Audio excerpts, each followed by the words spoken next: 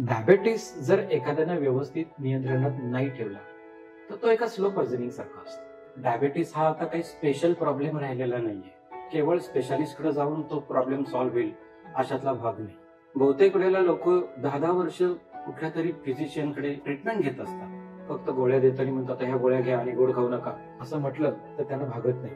मी मध्ये खूप सुंदर लाईन ऐकली होती की इफ युअर ऑर्गन्स कुड speak what advice would they give you. आणि तुमच्या पुस्तकात तुम्ही हे लिहिलं आहे की development of insulin resistance can start occurring about 10 to 20 years before diabetes is diagnosed. माझ्या घरामध्ये डायबिटीज आहे तर तो मला येणारच अशी एक धारणा असते की जेनेटिकली तो पास ऑन होणारच आहे. म्हणजे असा 100% नियम नाहीये की ज्यांच्या वडिलांना आणि ज्यांच्या आजीला डायबिटीस होता त्यांना डायबिटीस झालाच पाहिजे किंवा होणारच असं नाही.